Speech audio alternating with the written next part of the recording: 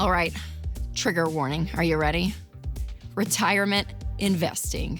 Yeah, 2 words that can instantly send people into a complete spiral.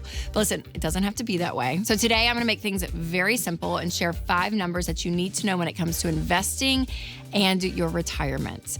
And don't forget to subscribe and share this video with a friend who may love it. All right, we're gonna talk through some numbers when it comes to retirement investing. And the first number is 15%.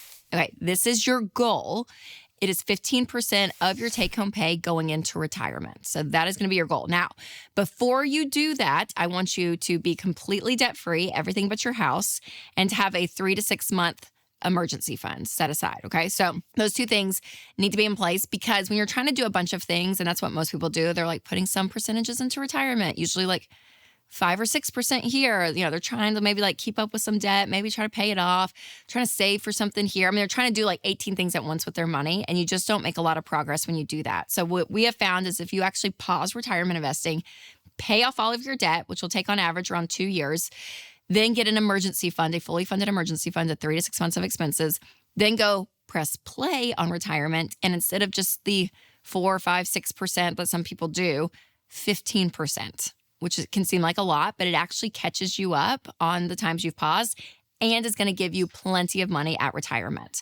And so when you look at this 15%, a couple things to remember. If you do have an employer match when it comes to your 401k, their contribution does not count. So let's say they match you 5%.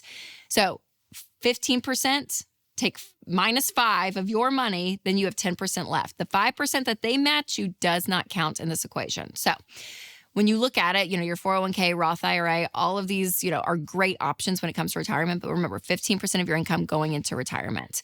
Now, that subject of 401k brings me to number 2, another number that you need to know, a 401k or a 403b. So these are 2 options when it comes to retirement that your employer will offer you.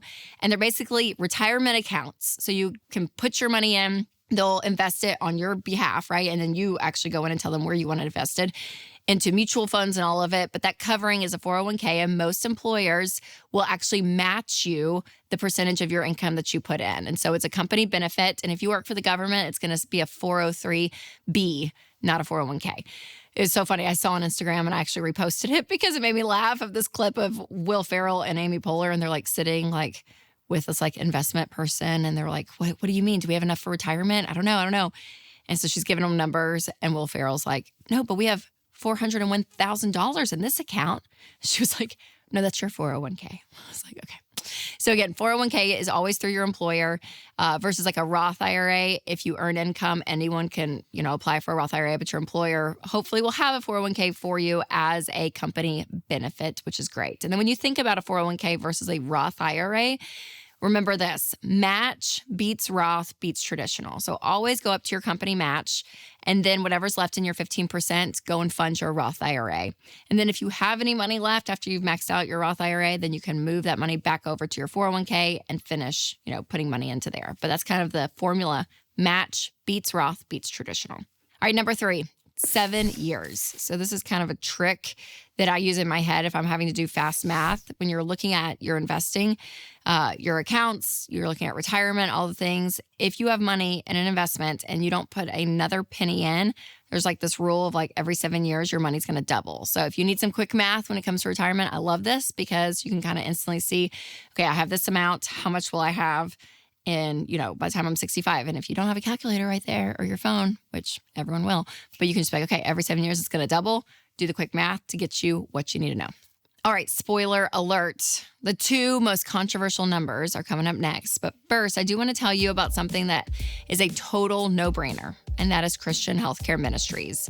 When you go against what society thinks is, quote, normal, it might seem weird at first, but that is totally okay because we want you to be weird if that means you're doing things intentionally, including how you spend your healthcare dollars. And one way to be intentional is with Christian healthcare ministries. CHM isn't health insurance. They're a health cost-sharing ministry that's helped hundreds of thousands of families like yours take care of healthcare costs without sacrificing their freedom. Programs start as low as $98 a month. Find out more and join at chministries.org/budget. That's chministries.org/budget. All right, number 4, the next number to remember is a 10% rate of return. So people love and hate our rates of return that we throw out for examples here at Ramsey. Some experts will use like 5 to 7%, but you guys, that is like very low. Where again, for years, we use 12% at Ramsey because it is showing the average, but you can expect anywhere from 10 to 12% and even more. And again, it's going to depend on the year, but even last year, like when we looked back, I mean, it was insane. We had, Winstonite, which again are not like secret mutual funds, but they were just out there for anyone to find. And they were like 18%. So like, it is wild. If it is a good year, you're going to do great. And if it's not a great year, that's okay too. That's going to happen. But again, the 10% rate of return is a pretty standard way to calculate what you're going to have and what you're going to see when it comes to your interest over the long haul when you're looking at your retirement. So if you are doing the math there, use the Ramsey investment calculator. But 10% is great. But even 12% is very realistic as well. And this is one reason we also say to diversify your investments because when you actually don't have everything in one single stock, that one stock may do great, may not. But when you diversify into mutual funds, those are 90 to 200 stock. And so it is great to see like, okay, it's spread out amongst a lot of different companies. So if the economy is doing great and doing fine, you're going to see that rate of return, which is awesome. All right, the fifth and final number to remember is an 8% withdrawal rate. So 8% is what we say at Ramsey when you go to withdraw the percentage every single year when it comes to retirement. And so there's some controversy around this because it is a pretty aggressive percentage, I would say. Some industry, say 4 to 5%. But again, you can kind of calculate and just understand that when it comes to inflation, this is what you're looking at because you're saying, okay, here's what my money's going to grow to. Here's going to be the reality of living and then, 30 years from now and what things are going to cost. And if you take money out, again, 8%, if you're making 12% on your money, you're going to be fine.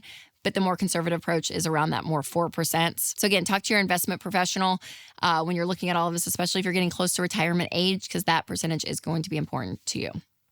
Now, you can memorize dozens of retirement numbers, but ultimately what's going to give you peace of mind is having a professional guide you. So I just mentioned a investment professional, but again, having somebody that does this day in and day out is so key. So I highly recommend connecting with a SmartVestor Pro. I'll leave a link down below so you can get connected if you want to, but sitting with someone to look at all the numbers of your investing, especially when it comes to retirement, is so, so key.